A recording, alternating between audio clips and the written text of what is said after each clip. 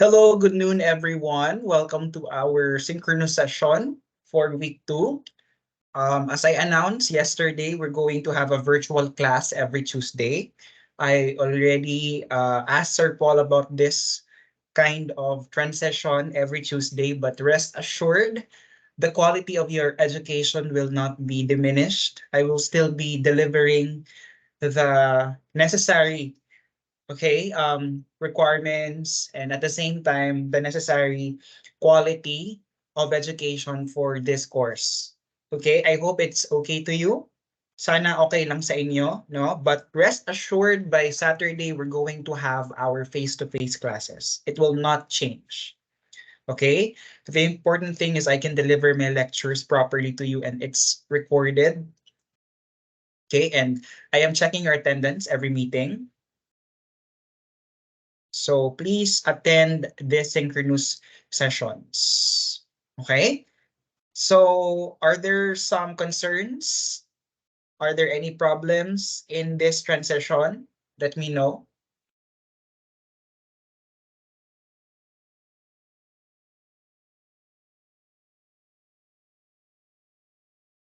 Okay? I hope it's okay to you, no?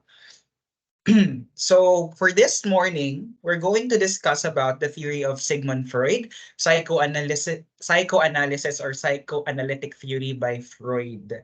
According to him, one day in retrospect, the years of struggle will strike you as the most beautiful. It's a beautiful quote according to Freud.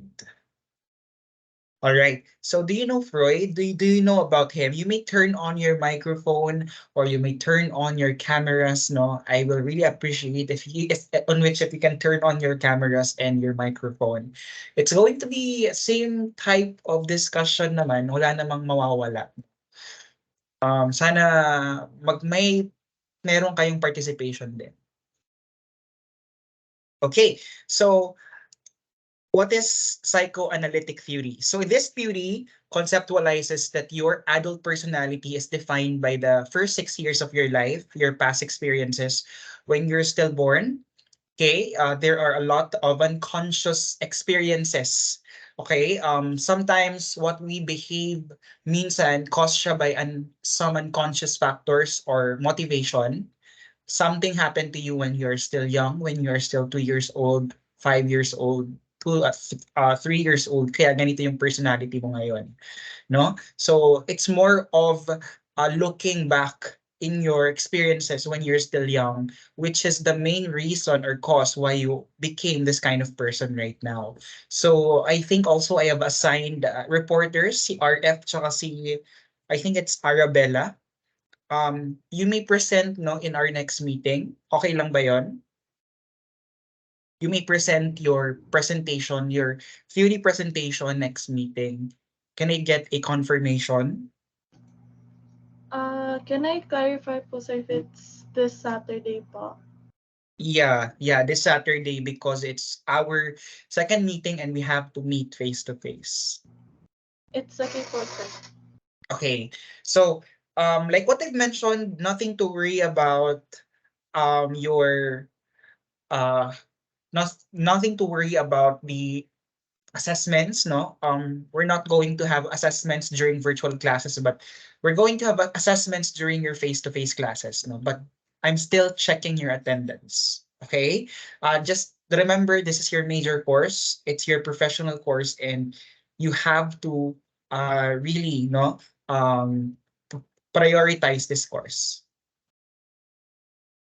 All right, going back, like what I've mentioned, he focused more into the unconscious, the idea of the unconscious, that this unconscious will drive us, okay, to be someone we can be, or to become the person we are right now, no?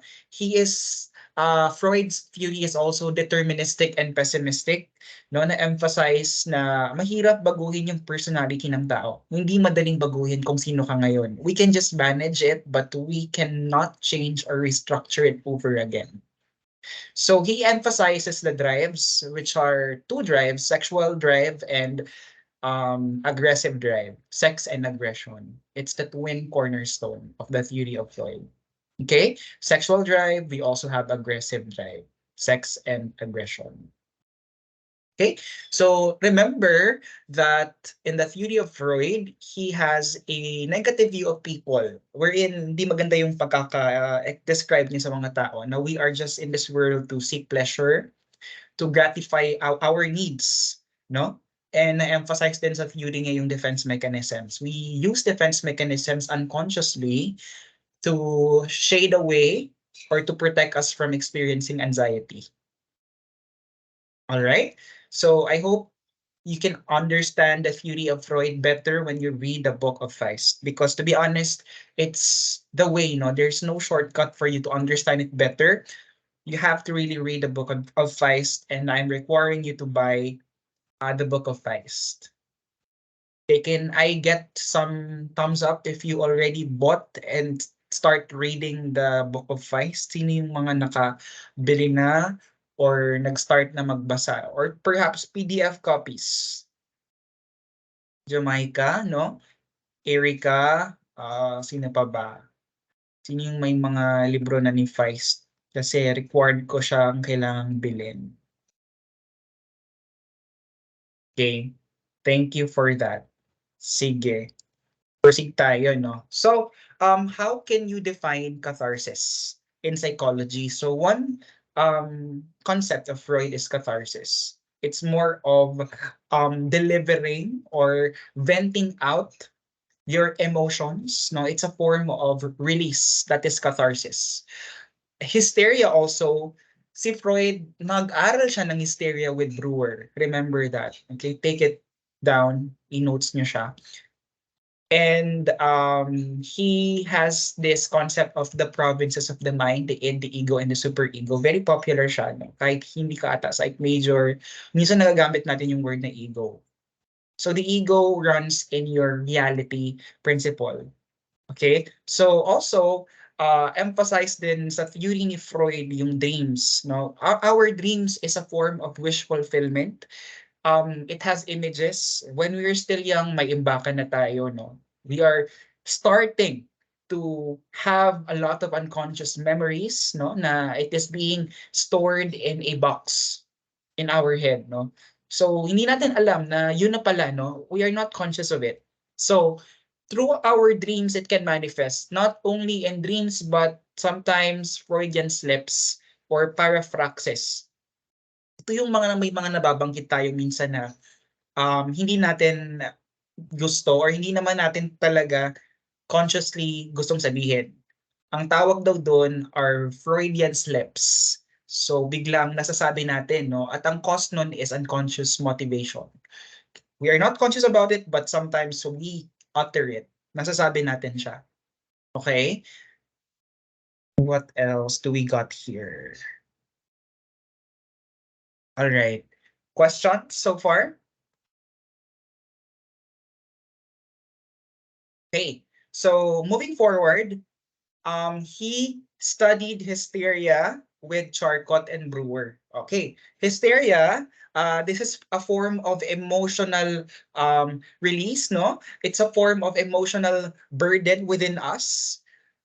Sometimes we are panicking, sometimes we are so emotional, we are sometimes so how can you see it? Emotionally disturbed. Okay, and Freud seeks to learn more about hysteria. Why do people experience hysteria, no, on the first place?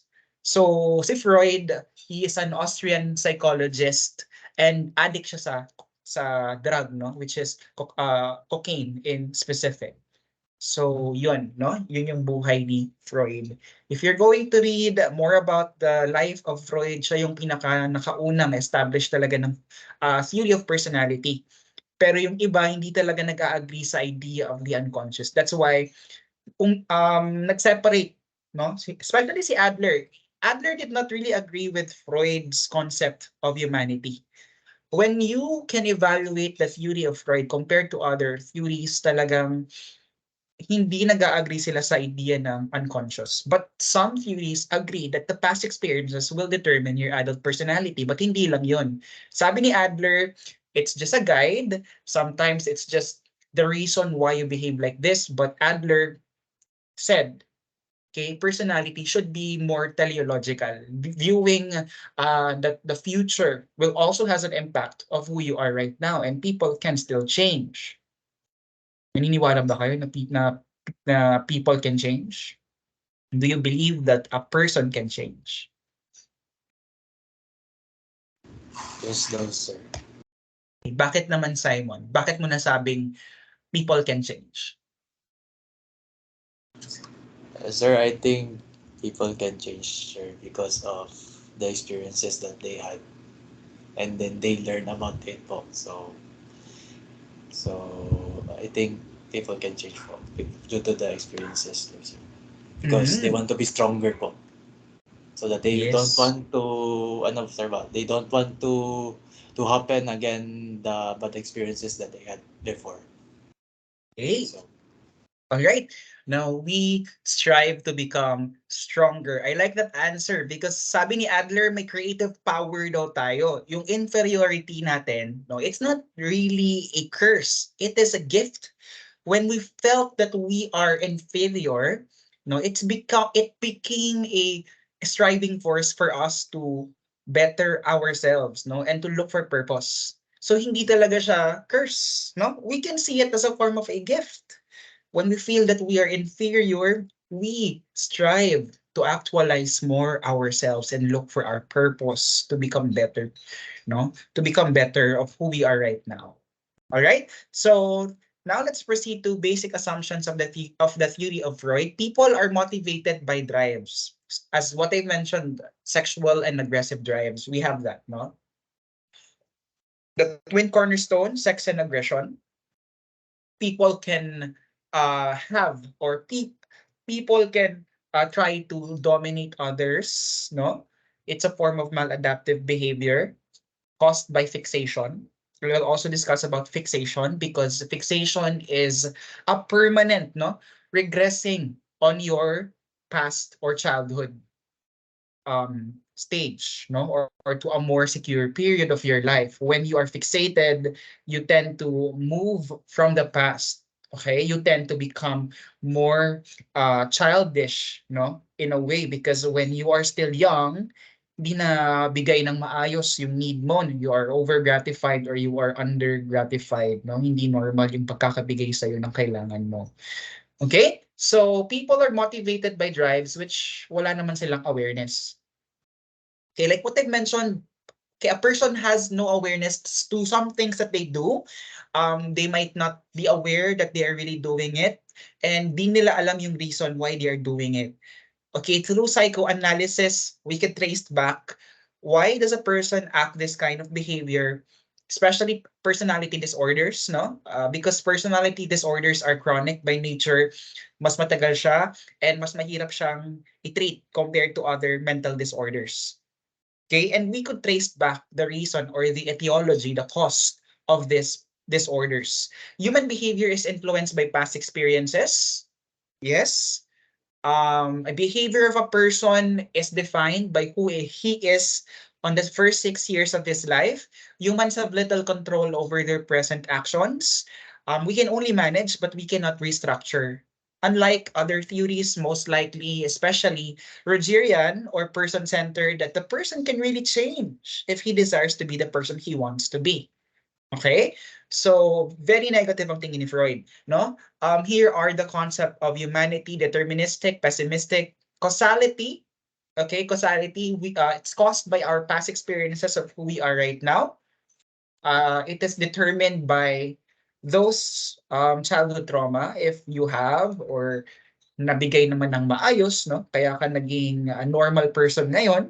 What I mean of normal is hindi maladaptive yung mismong behavior mo. Biological, it can be inherited. Naniniwala din si Freud na pwede ring mapasa yung behavior or yung klase ng personality na kung ano meron ka. And he also looks on both the uniqueness and similarities of people. Okay, and the emphasis of psychoanalysis is unconscious. Remember that. When you hear the word unconscious, it's always Freud that you should remember. Okay, si Freud always yun. Moving forward, let's have here the levels of mental life. Okay, the levels of mental life, it's more of the different state of awareness. Sometimes we are not aware, kaya may idea of the unconscious. Falsifiable, hindi masyado ganon. Si Freud sa kanyang theory, hindi madaling i-defy yung theory ni Freud. Pero yung idea lang ng unconscious, kini-question ng ibang theorist. Kasi nga, kaya nga siya tinawag na unconscious. Hindi natin alam, does it really exist? Sabi ni Adler, hindi. We cannot divide the mental life of a person. Isa lang, no? Indivisible. Kaya individual psychology ang tawag sa theory ni Adler. Okay? Always remember, pag Freud and Adler, talagang magkabaliktad silang dalawa. Okay? Ganun yun, no? Next week, we're going to discuss the theory of Adler. So, phylogenetic endowment, isa tong concept na sabi ni Freud to help explain yung concept ni Carl Jung na collective unconscious. So, these are inherited unconscious images na nangyari before na parang namana natin or na-transfer siya from that generation to the next generation. Ayaw po talo ni Freud. Talagang gusto talaga niya na meron talaga siyang explanation. No? So, ito na yung parang nagiging last resort niya para i-explain kung ano yung gustong sabihin ni Young, 'di ba? Na may collective unconscious. Nangyari na to dati, may anima, may animus tayo, no? May shadow, may great mother, may wise old man, archetypes. So, yun yung tawag ni Young, no, ng mga archetypes na galing sa collective unconscious. Okay, so again, unconscious drives, unconscious, no? It consists of our drives, the urges, our instincts, no? Yun, no? It's beyond one's awareness. Remember that. It's always beyond our awareness. We are not conscious of it, but it can be relieved. Pwede nating ma-experience ulit ito. Pwede nating halukayin. Halukayin ba yung Tagalog, no? Pwede nating hukayin, no? Pwede nating tignan, no? In a more deeper awareness, pwede natin siyang malaman at mas maintindihan if may mga daddy issues kayo, no? In a way, mas magkakaroon ng resolution, mag-gain ka ng insight na ito yung nangyari sa'yo, so we have to fix that. We have to make something out of that. We don't want na pabayaan na lang siya. Okay, ang pre-conscious naman, and anytime it can be conscious, no? Pwede siyang maging conscious, but pre-conscious, hindi tayo aware na talagang nangyayari na pala siya. Okay, hindi pa siya nasa awareness, no? Pero anytime, it can go to our consciousness. Just like, hindi mo naisip na, like example, no? Example ng pre-conscious, biglang naisip mo lang, no? Na baka nagalit yung friend mo sa'yo dahil sa nasabi mo kahapon. Wala pa siya sa consciousness mo, but anytime pwede siyang matap at malagay sa consciousness. Yung consciousness naman, these are the mental elements in awareness at any given point in time. Okay, ito yung nasa isip na natin ngayon. Yung naiisip na talaga natin ngayon. Okay, so later I will discuss the provinces of the mind after this slide. So ito na yun. So we have three provinces of the mind, namely the id, the ego, and the superego. Okay, remember that the id is our pleasure principle. Okay, it operates in the primary process. So the main goal of the id is to satisfy the drives we have. Because when we're still an infant or when we're still born, okay, more likely ito yung nasa isip na natin, no? Ito yung mga sporadic na consciousness na natin na we just wanted our needs to be gratified. And it has its power of its own. Because we want that our needs to be gratified, that's why may power siya. Okay, may power siya. Pero, no, wala siyang contact with the external environment. It's only the ego who has the power to decide, who has the power to evaluate, to synthesize and process. Only the ego has the power to make decisions to all levels of mental life. Kaya talagang inaaway ni Ed si ego, no? Okay, so more likely, si ego lang ang may communication on the external world and wala siyang strength of its own. He gains strength from the id. Doon galing yung power niya. Okay? He operates on the secondary process. Si superego naman, this is the morality principle. When we are growing up, going to our phallic stage, dito na siya nade-develop, si superego.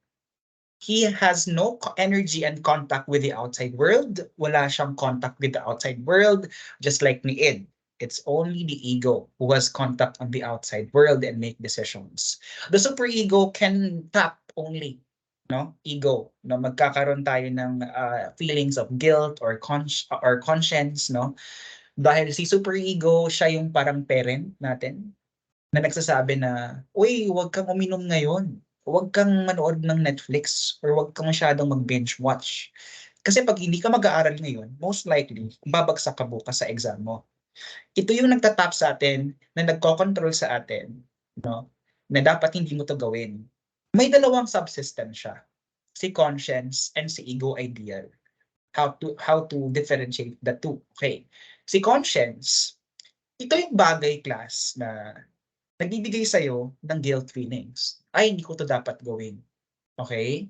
Hindi ko dapat to gawin kasi mali, Kasi hindi siya magiging moral or ethical or fair. Si ego ideal naman, ito yung nagsasabi sa atin na dapat ganito, it should be this, dapat ganito siya, It should not be different, Dapat ganito yung dapat kong gawin. Ito yung nagsasabi na ito yung ideal way of doing things. Kuha nyo? Okay. So, do you have questions so far? Medyo malalim siya. Mas maiintindihan nyo talaga pag nagbasa kayo. And I suggest may mga Twitter na nagbibigay ng mga BLEP reviewers 2024. Nakita ako sa Twitter may mga summary ng theories, Kayo, tignan nyo, maging resourceful kayo. May mga nakita ako. Search nyo lang BLEP 2024.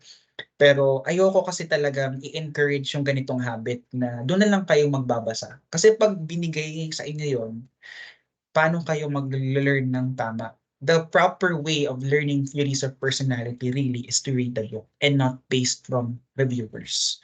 Ayoko i-encourage yung habit na yon. Medyo magiging mahirap kung yung summary na lang yung babasahin ninyo. Kaya ako, nag-aral ako nito ng theories of personality and I will really say, read the book. Mas madaling maintindihan.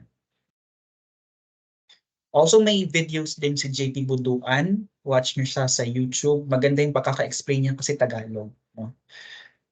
So, proceed tayo. So, ito siya. Para mas maintindihan natin, it represents our instincts. The ego is in the reality principle. Si superego naman, ito yung parent natin or it runs on the morality principle. You have questions so far?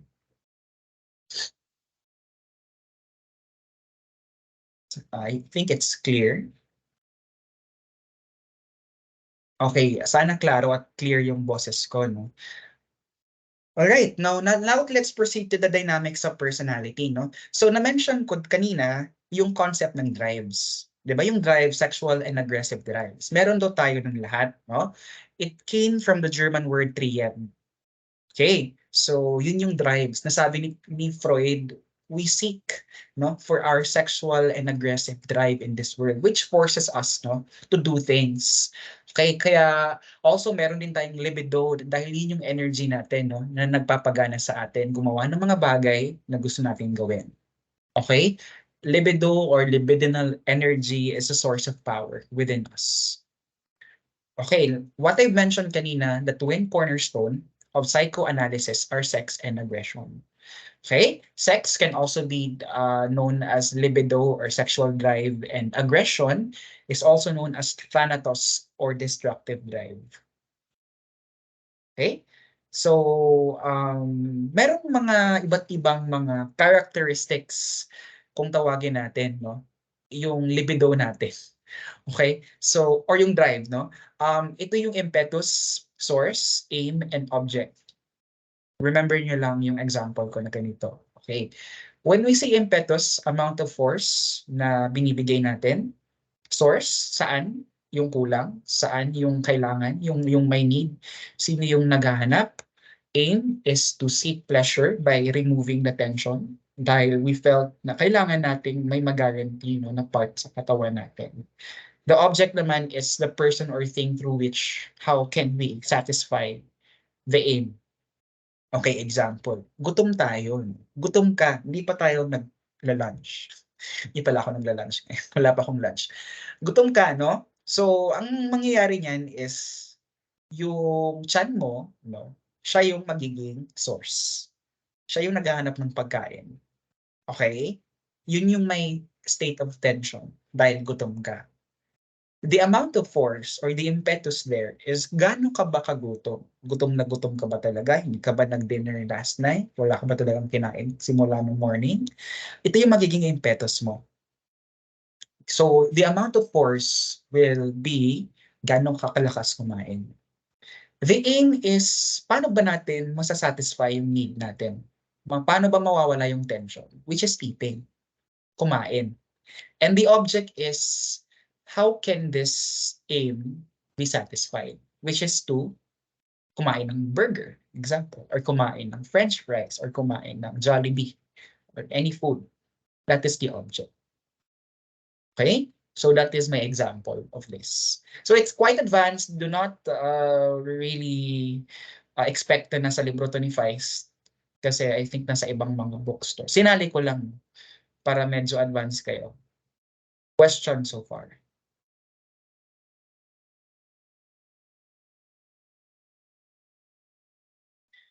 Okay, let's proceed now to dynamics of personality.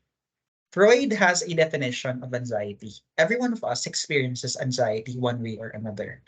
Anxiety is defined as an affective, unpleasant state that is accompanied by physical sensation, which warns a person against any impending danger.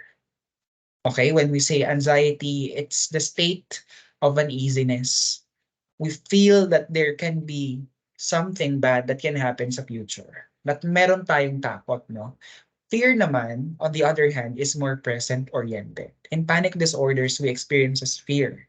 But for generalized anxiety disorder, social anxiety disorders, we experience anxiety.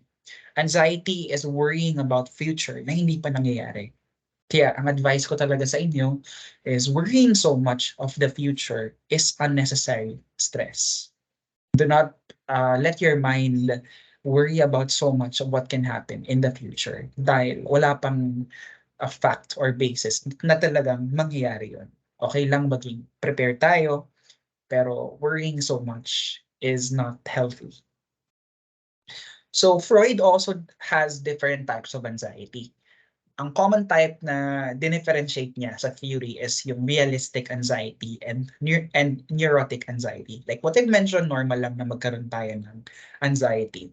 Realistic siya in a way that proportionate, no? Tama, okay lang, sapat lang.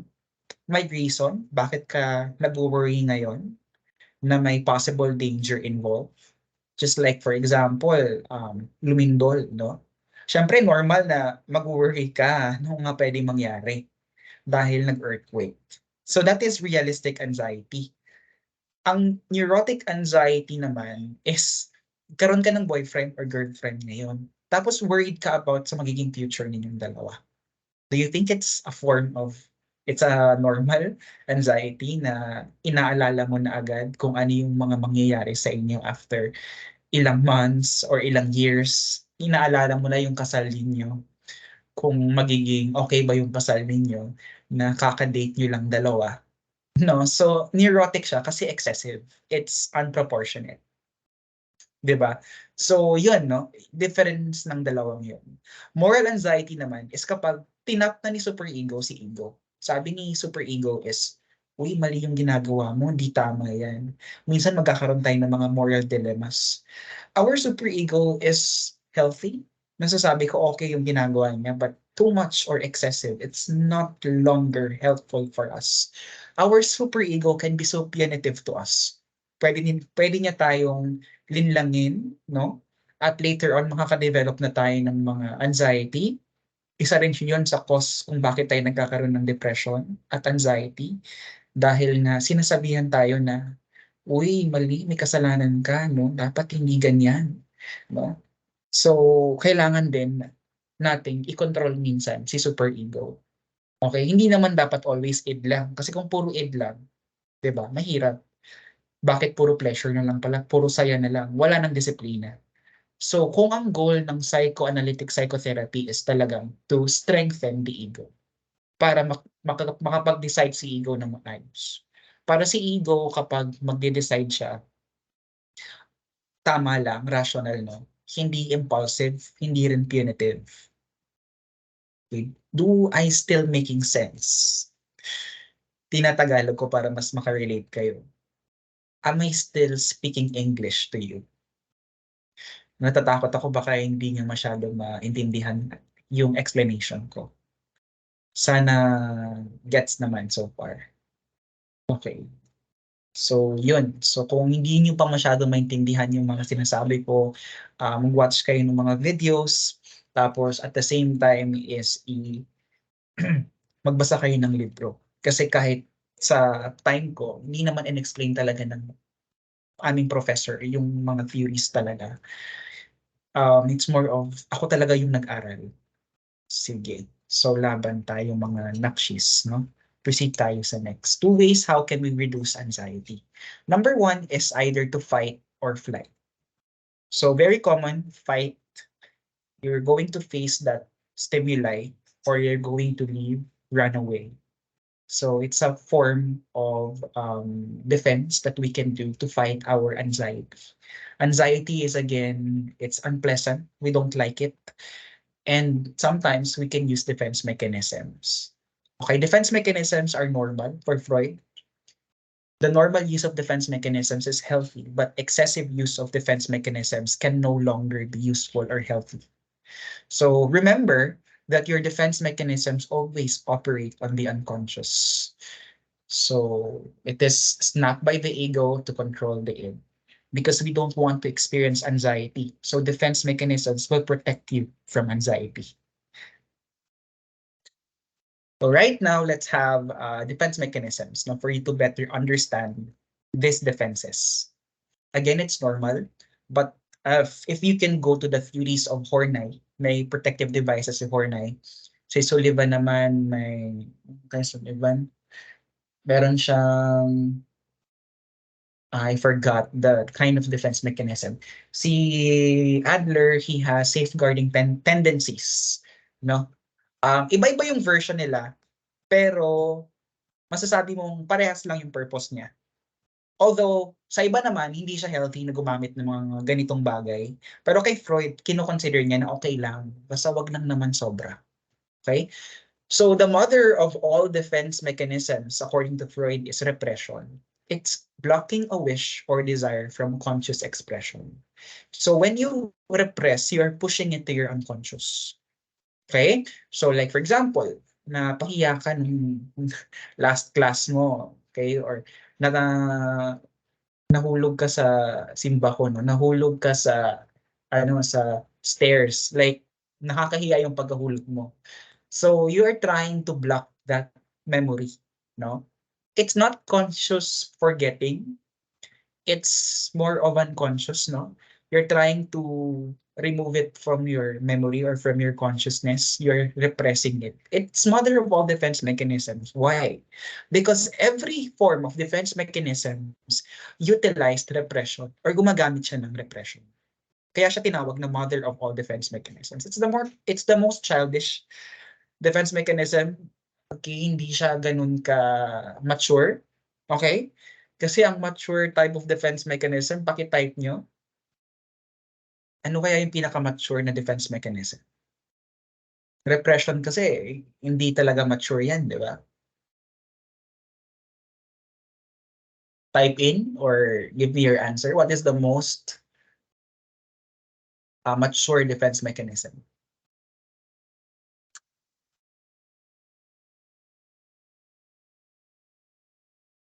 Adaptive coping. Wala nang banggit si Freud, but I can accept your answer. Reaction formation, not quite. Try nyo pa. Pinaka-mature.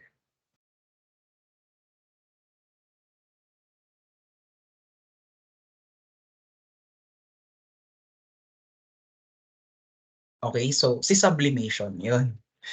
Okay, remember nyo always sa sublimation. When you sublimate, no, you are more channeling to a more positive behavior rather than just going to what you're experiencing.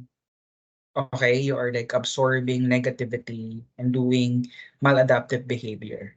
Okay, it's more of you channel that energy into something positive, a more acceptable behavior. Okay, denial, in difference with repression, denial is more of refusing to accept that it happened to you. Denying is more of you don't recognize na nangyari sa'yo yun. Halimbawa, no, nag-break kayo ng girlfriend or boyfriend mo kahapon. At tinanong ka ng best friend mo. Sabi mo, uy, kamusta na kayo ni ano? Ay, ano yun? So you try to deny that it happened. It's not repressing, but ang repression kasi alam mo talaga na nangyari yun, but you just don't recognize or you just don't remember, try to remember it. Denial is more of you don't accept or you don't recognize na nangyari siya. Gets yung difference? Yung repression, nandun pa rin siya pero ayaw mo na siyang tandaan. Si denial naman is hindi mo talaga nire-recognize yung event na yun. Sometimes, ay wala man. You can say that kind of thing, no? Ay wala man. So you can try to ignore that it happened. Do you understand? You deny. You don't recognize or you try to ignore that it happened. Si repression naman, quite similar siya with forgetting it. Pero nandun siya, alam mo na nangyari siya. Okay, projection naman, ginagamit natin yung projection pagbata, no? Pagbata tayo. Kasi pinakaunang ginagamit talaga ng mga bata is denial. Deny. After when they grow up, they use projection. In projection, you externalize or attribute an unconscious impulse to another person. So let's say that nag-cheat ka sa boyfriend or girlfriend mo. Kasi gusto niyo yung mga example ng mga relationship mo para mas makarelate. So nag-cheat ka sa girlfriend mo. So hindi mo ma-accept of course na nag-cheat ka doon sa girlfriend or partner mo. So yung gagawin mo na ngayon is you're going to project yung pag-cheat sa partner mo. Na ikaw mo yung nag-cheat. Nagiging unfaithful ka na sa akin. So hindi mo matanggap yun sa self mo na ikaw yung gumawa ng kasalanan. So ang ginagawa mo na ngayon, kina-transfer mo yung kasalanan doon sa other person. Same also with other types of relationships or examples like sa friends or sa mga magulang. Pinoproject natin sa iba yung hindi natin matanggap sa mga sarili natin. Ganun po si projection. Kuha nyo. Sa psychology, meron tayong mga projective techniques or projective test. Dito, inaalam natin na yung projection, minsan, in a way, mas malalaman natin na may ganitong feeling yung person na hindi niya nire-recognize. So, pwedeng lumabas sa mga test na yun, yung mga bagay na pilit niyang tinatago. So, hindi siya prone into faking dahil hindi alam ng person. Hindi siya conscious na gano'n na pala siya.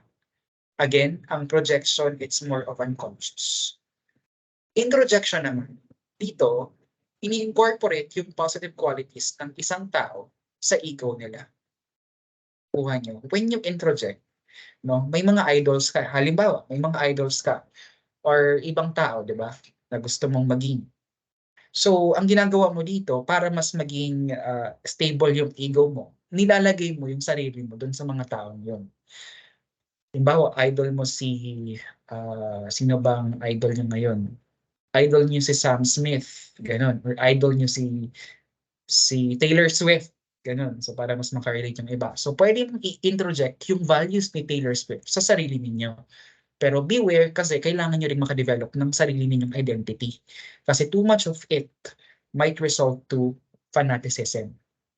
Okay?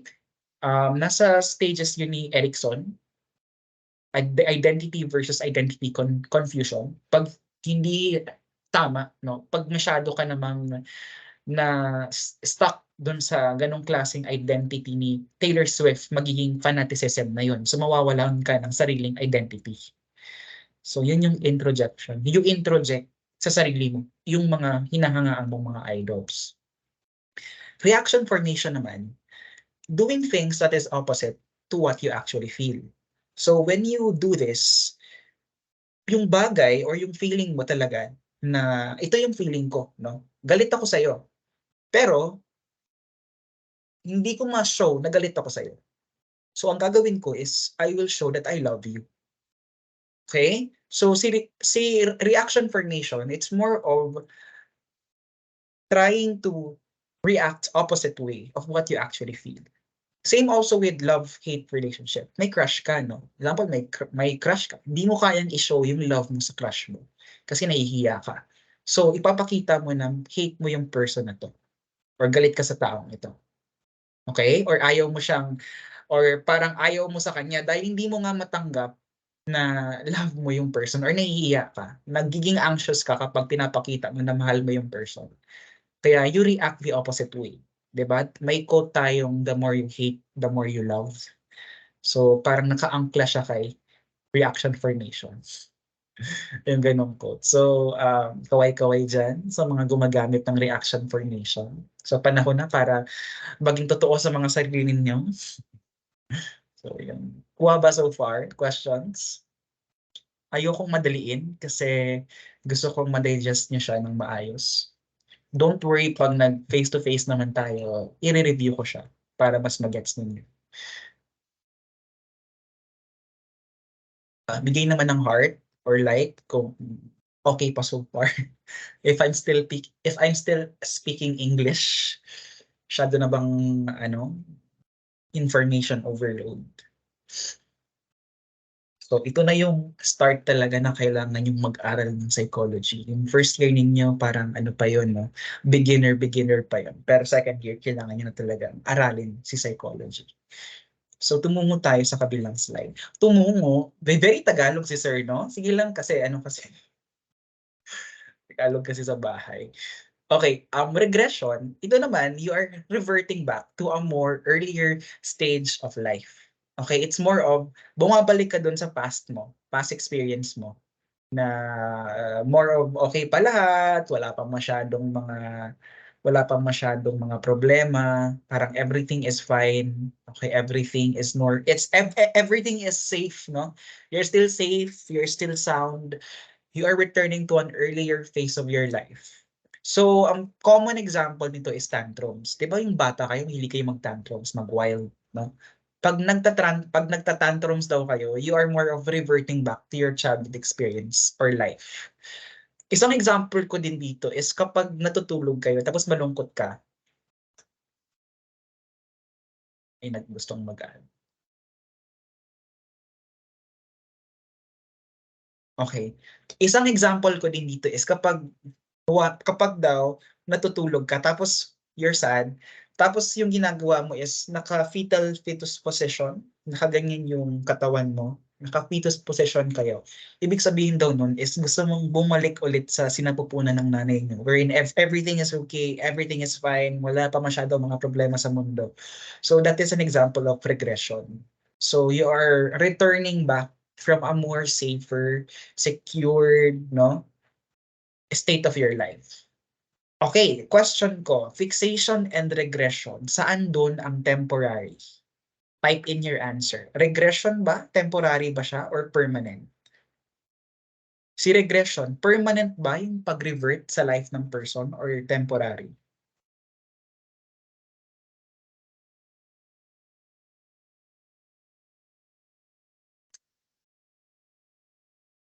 Regression ang temporary. Okay, very good, no? Regression ang temporary, no? Si fixation, yung permanent. Dahil nga na-define ka na may kulang ka nung bata ka, kulang in a way hindi na-gratify ng maayos sa'yo yung need mo sa oral or anal phase. Kaya ka siguro nagkaroon ng ganitong klaseng behavior. Regression is just temporary. So nawawala din naman siya. Okay? Si fixation, i-discuss ko yun later. Okay, so sublimation, ito yung doing things that are socially acceptable, positive, and productive. Sublimation is more of your channeling that negative energy or that anxious feeling kapag nakaka-experience ka ng anxiety into something more productive. Like example, no? Nakipag-break up na kayo sa boyfriend or girlfriend ninyo. So ang gagawin mo, ano bang pwede mong gawin kapag nakapag-break up ka? or hindi mo talaga siya ma-accept, no? May feelings of anxiety ka or may feelings of regret ka. So ang gagawin mo, pwede kang mag-gym, mag-workout, no? Mag-journaling, pwede mo siyang i-divert into something more acceptable and more productive. So yun yung sublimation. Yun yung pinaka-mature sa lahat ng defense mechanisms natin dito. Si sublimation yun. Displacement naman, it's a form of projection, no? Wherein you're displacing your emotions to inanimate objects. So, halimbawa, no? May galit ka sa person, sa friend mo, sa best friend mo. Nagalit ka sa kanya, but hindi mo kayang ipakita yung galit mo sa kanya. So, yung gagawin mo, you're going to kick the chair, you're going to kick your dog, you're going to punch the wall, ganun, sa more acceptable object. Or, pwede ring person, hindi lang naman object, no? Pwede mong i-release yung energy, yung negative energy mo of anger or anxiety to other more acceptable person or object. That is displacement. It's a form of projection. Rationalization and intellectualization, medyo magkalapit yung dalawang ito. But example ko lang sa kanila is makinig lang kayo. No? Ang rationalization is, example, no? Maliit yung score mo sa exam kanina or sa isang subject or course ninyo. Maliit yung score mo. So, ang gagawin mo sa rationalization is pwede mong sabihin na, ay, hindi kasi ako nag-breakfast. Kaya maliit yung score ko. Hindi kasi ako nakapag-coffee. So, this is a more of trying to defend yourself, justifying what happened to you, explaining it in a more rational way. Wait lang. May mga gusto pang magpa-add. Okay. So, you're trying to explain it, no? In a way, you're rationalizing it. Okay? You are more of being rational and logical to avoid the true explanation of what or why really, ano ba yung nangyari. Sir, would you say po that rationalization is downplaying? Yes, it can be. It can be downplaying, no? The situation. Pwede mo kasing bigyan ng mga rason yung mga bagay-bagay na nangyari sa'yo para lang mas gumaan yung pakiramdam mo. Para lang hindi ka masyadong mag-suffer ng anxiety. Parang okay lang yun, no? Gumagawa ka ng reason, okay? Behind what happened to you. Gets nyo yun? No? So you're justifying and explaining it. You're using your rational mind. Si intellectualization naman, ito ay mas malalim. Masasabi kong focus siya on the cognitive aspect of explaining what happened to you. Gumagamit siya ng deeper logic para mawala, no? Ina-isolate yung emotions on the other hand, no? Example ko dito is kapag nag-cheat ka, okay, sa girlfriend mo. Pwede mo kasing sabihin na, mga lalaki kasi dyan, they are inheritable, meron silang inheritance talaga or meron silang part ng DNA talaga nila, yung mga liwa or talagang humanap ng ibang partner. Hindi talaga sila monogamy ba yan? Or monogamy by nature. They are polygamous talaga by nature.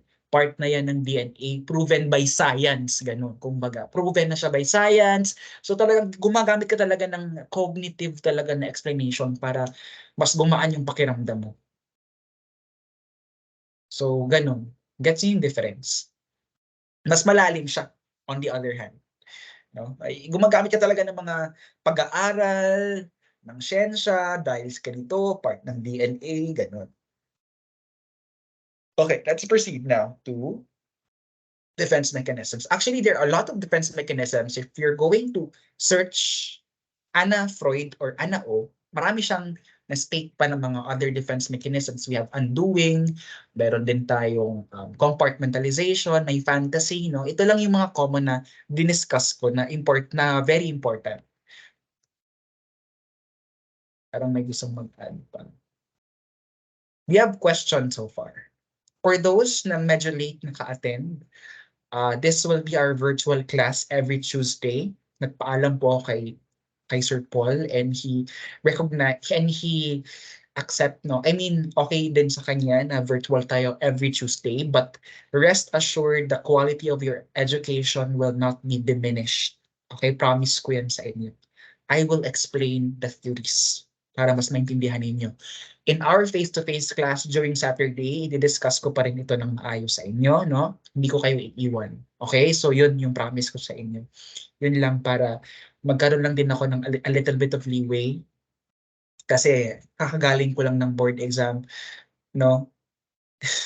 Kakagaling ko lang din kasi ng board exam and parang gusto ko lang din masyadong ipahinga yung utak ko at yung katawan ko kasi parang bugbog na rin masyado siya.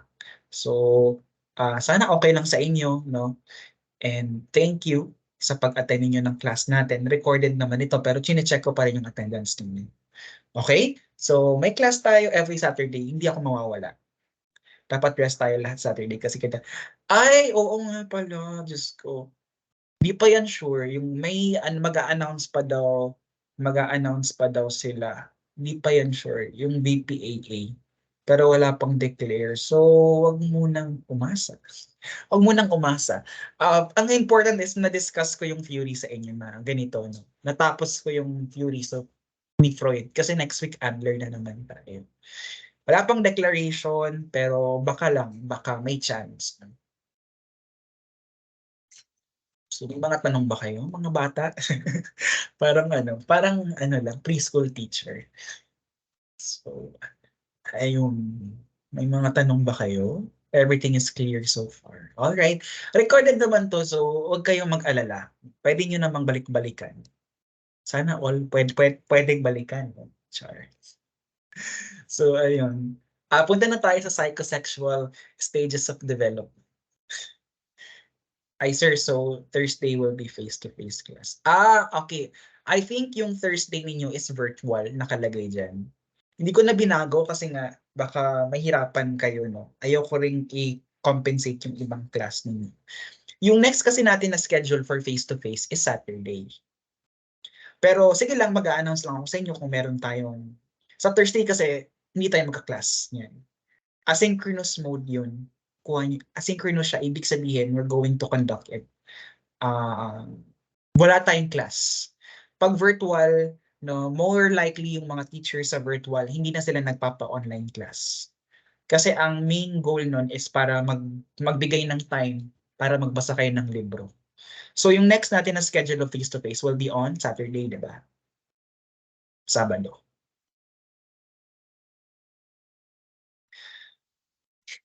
Okay?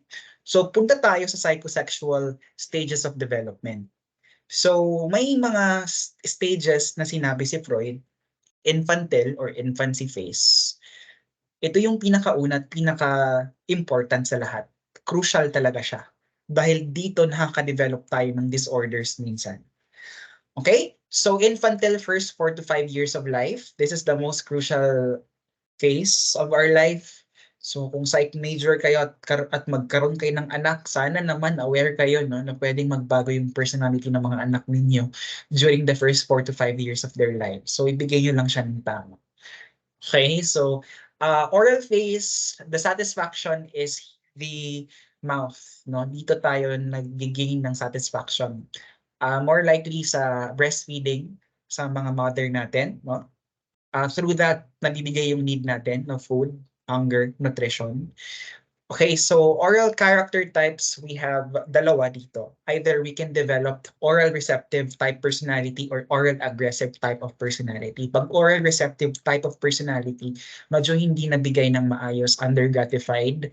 So minsan nagiging gullible, uto-uto, passive tayo, who needs a lot of attention seekers, affection and attachment. So more likely, the dependent personality disorder is talagang galing dito. Sometimes rooted siya, caused by this type of personality. This type of character orientation.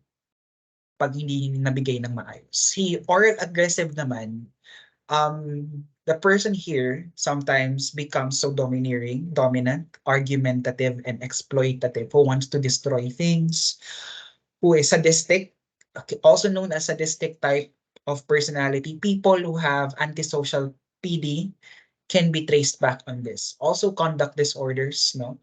Sometimes dito rin siya nakaangkla. Okay? So, proceeding to the next, anal phase. The erogenous zone here, or the source of our pleasure, is now on the anus.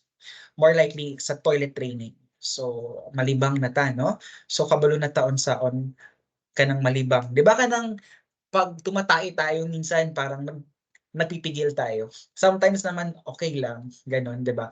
So doon daw 'yung nakaangkla. Minsan daw kapag nagpipigil ka, ang personality na pwede mong ma-develop is magiging hoarder ka, hindi ka ganun ka madaling mag-let go. Okay, 'di ba? So pwede daw ganun type of personality na pwedeng ma-develop sa atin. The satisfaction through aggression and excretory functions.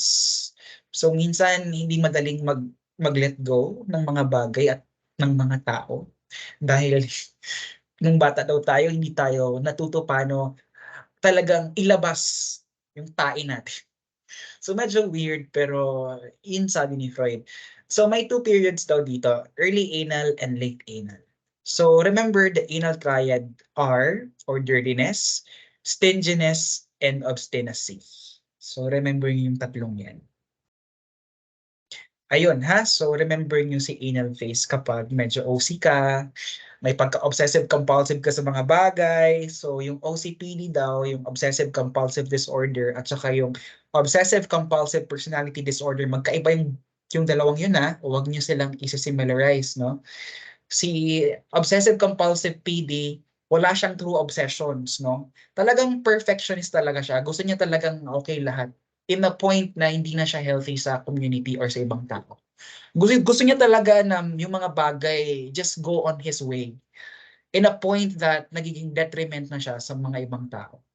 Si obsessive compulsive naman, very obsessed siya, may obsession, may true compulsion na ginagawa yung person. Pwede yung dumadasal siya, ganyan, every 5 seconds, or pwede rin yung checking, no? Rigorous checking ng door, lock ba talaga to? Kahit palagi na lang, like every 1 minute, kailangan niyang i-check. May compulsion, no? May true obsession and compulsion. Going back, again, OC personalities, hoarding, we can trace it back on the anal phase. Gets? Now let's proceed to the next. Sana klaro pa rin sa inyo yung mga pinagsasabi ko na. Okay, yung phallic phase naman, ito naman yung pinaka-interesting sa lahat ng mga stages sa pag-aaral ko ng theories of personality. The genital area here becomes the leading erogenous zone. Okay? The phallic phase is quite weird dahil na dito na nade-develop yung male Oedipus complex and female Oedipus complex. So magkaiba yung dalawang prosesong yun, no? Mga bata daw tayo, no, nade-develop din dito yung superego. Later, i-discuss ko yung process. Remember nyo, basta si superego, dito siya nagde-develop on the phallic phase. Remember nyo yung acronym na OA palagi. OA palagi. OA palagi. Oral, anal, phallic, latency, genital. Oral, anal, phallic, latency, genital. OA palagi. OA palagi. Remember that ha. Remember that acronym. Pwede nyo kantahin yan, no? Yun yung turo din sa amin. No? So, phallic phase, interesting siya kasi nandito si Oedipus complex. Si male Oedipus complex, iba siya kay female Oedipus complex. What happens here is the infant boy will form an identification or attraction towards his mother and develops a sexual desire to her mother or to her. No? More likely, magkakaroon siya ng attraction and he will see his father as a rival to the affection of his mother. So weird in a way, but sabi ni Freud, it happens now. After the male Oedipus complex, what happens is castration anxiety. Because of this thinking of attraction, tapos father pa niya, kakompetensya niya, he fears that his penis will be cut off. Castration anxiety is the fear of losing the penis. Remember that, ha? Fear of losing the penis. Also, sabi din ni Freud, may concept ng penis envy, yung theory niya, na talagang may bias siya towards male population. Male are very more powerful, are more strong, pwede rin nating masabi na more superior ang mga lalaki compared sa mga babae. Because of anatomy, we are defined, sabi ni Freud, we are defined because of our anatomy. Daddy's girl. Kaya daw may daddy's girl and vice versa. And mommy's boy. Oo nga, pwede nating masabi yung ganun, no? Pwede nating masabi na may daddy's girl at mommy's boy. Okay, going back, isa rin sa mga concepts sa mga pinaniniwalaan ni Freud dahil din sa biology, sa anatomy, yun yung nagde-define sa'yo. Kung lalaki ka, maswerte ka dahil superior ka. Pag babae ka, kawawa ka. No? Hindi ka superior. Pero pinagtanggol naman yung mga kababaihan ni Horney. Sabi niya na, may womb envy kami, no? Hindi lang kayo ang powerful. Kaya niyo bang mag-bear ng mga anak? Kami kaya namin, sabi ni Horney. Si Freud, sabi niya, ay wala kayong penis, no? Nabanggit nga niya na parang yung vagina daw is underdeveloped penis. Yun yung sinabi siguro ni Freud. Hindi ko na maalala yung exact words. So kay Freud, very dominating ang mga kalalakihan. No? Western American male yung naging population niya sa psychoanalysis.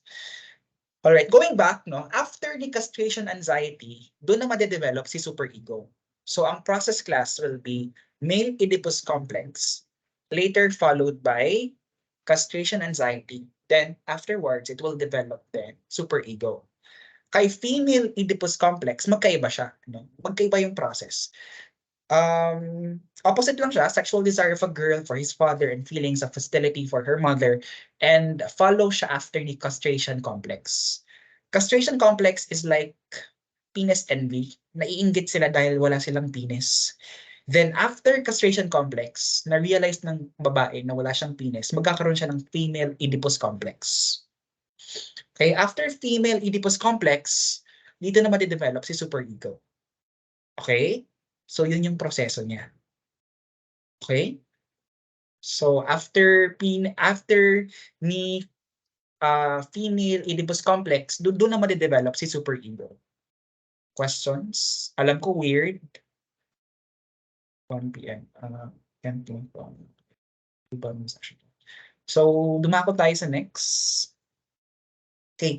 Latency period naman. By the way, just to add lang, no, sabi daw nila, may mga pag-aaral daw na nagsasabi na yung homosexuality daw can be traced to an unresolved Oedipus complex when you are still young. So, sabi lang yun ng mga ibang pag-aaral. Tsaka yung theory ni Freud nakapag-generate siya ng napakaraming research at yung ibang mga therapy nakaangkla talaga sa psychoanalytic theory.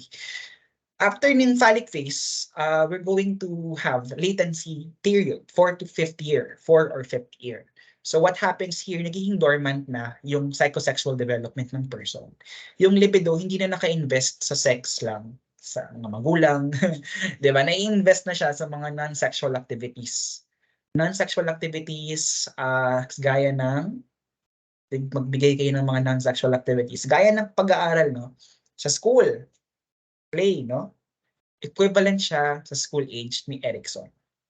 Kapag may dev psych kayo, remember nyo na yung latency phase, yun yung equivalent sa first 4, sa school age ni Erikson.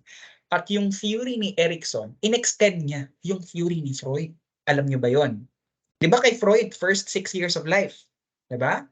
Pero yung theory ni Erikson, in-extend pa niya yung 6 years na pinag-aralan ni Freud. At sabi niya, lifespan talaga yung kailangang pag-aralan para malaman natin yung personality ng person. Kaya umabot siya hanggang old age. Okay, again, latency, 4 or 5th year of life, nagiging dormant, yung psychosexual energy or psychosexual development, napupunta siya sa play, sa pag-aaral, sa school, at sa ibang bagay. At bumabalik siya sa genital period. During this phase, nagkakaroon ng reawakening of sexual aim. At nadadirect na yung sexual energy to the other person.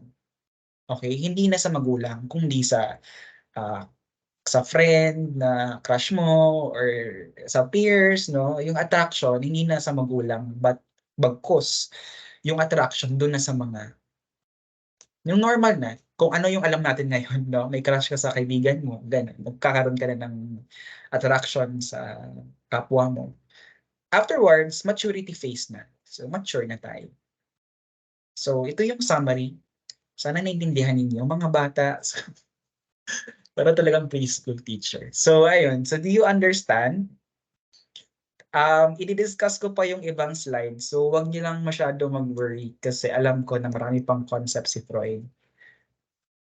So, I think natapos lang tayo ng tama. No?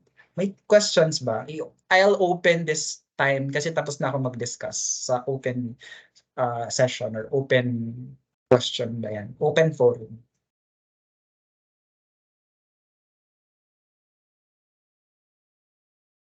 Are you learning so far? Did I make sense? Tell me if I make sense ha, kasi para alam ko paano ko i-adjust kung ano yung mga dapat kong sabihin. Yes, someone is raising. Jamaica is, may nag-raise ng kamay, wala. Sakto lang ba class? Sabihan nyo nga ako kung masyado bang malalim? Or sakto lang yung sabi, yung pacing ko?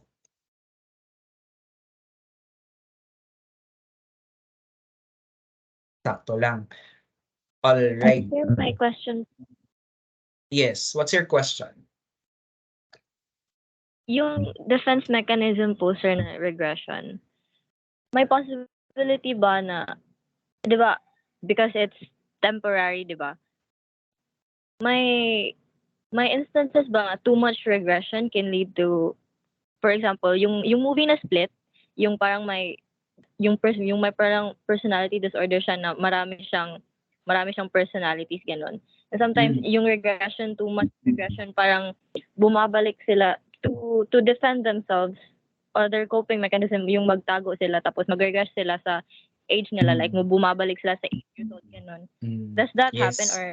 Yes. Actually, thank you dahil na ano mo yan, nasabi mo yan, no? Part din yun, no? Part din yung nangyari sa'yo when you're still young. You are regressing from the past, no? Kapag may dissociative identity disorder ka, yun na yung tawag kasi sa multiple personality. Hindi na siya multiple personality. Tama yung sabi mo, no? It can also be rooted dahil nga sobra yung anxiety mo. That's why nagpo-form ka ng other identity. No? So it can be traced back as well on these phases of your life sa nangyari sa'yo nung bata ka. Pwede rin siya, no? Too much regression. Okay? Yes, I say na tama yung sabi mo. May follow-up ka? Okay, sir, thank you. Okay. Question ni Mikhail, can homosexuality be a result of a missing parent? Hindi naman. Walang dad or mom. Hindi ko masasabing cause siya by a missing parent. Dahil walang father or mother figure. Not quite. Kasi alam ko na may mga nagiging father figure din naman yung bata or mother figure. Okay? Sometimes siguro magiging effeminate, no? Yung person or makukuha niya yung characteristics ng mom niya. Just like si Bimbi, no? Let's see Bimbi as an example, 'di ba? Anak ni Chris Aquino, no? Si Bimbi nakuha niya yung qualities ng mother niya, ni Chris Aquino. But sabi naman ni Bimbi, hindi talaga siya gay. Ganun lang talaga yung pagkaka-uproot sa kanya. But hindi natin masasabi na talagang yung desire niya talaga will be for male or on the same sex. Hindi ko masasabing kulang sa mother figure or father figure yung cause ng homosexuality. Wala akong, I don't agree masyado sa ganong statement. Okay? Pwede nyo i-search actually, maghanap kayo ng articles, i-share nyo sa class, cause of homosexuality. I will appreciate kung may mga makikita kayong mga journals. Ibang questions? Do you have any questions or concerns?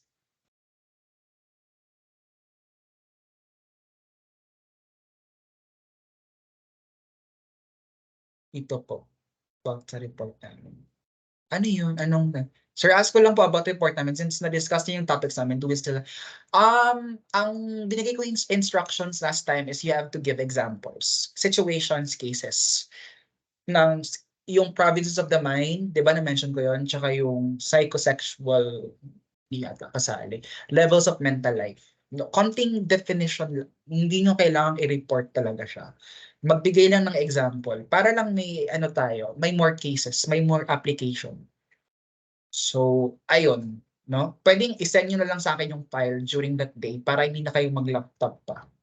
Then, i-present nyo na lang siya during class. So, yun lang, no? More of examples lang, gawa lang kayo ng cases and examples. So, may mga tanong ba? Medyo malawak yung theory ni Freud. So, marami pang concepts na dapat yung aralin at basahin. Other questions or concerns? Murag, nakaka-feel na ba kayo ng gutom? Char. So, may source na ba nagsasabi na kailangan ng masatisfy yung basic need?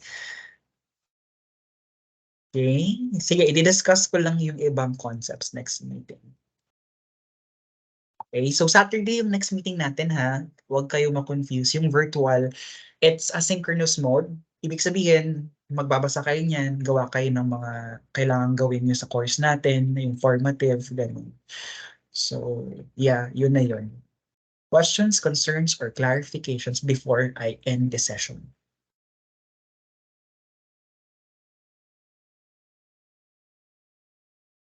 Okay, so silence, I guess, is everything is clear now. All right. Thank you so much, everyone. Always remember that you can run, sabi yung quote ko. Always remember that you can never run out of excuses, but you will run out of time. See you this Saturday, everyone. Have a wonderful day and happy lunch. Bye-bye. Thank you, Bye, sir. sir. Thank Thank you. you, Thank sir. you. Thank you, sir. Thank you, sir. Ingat po, sir.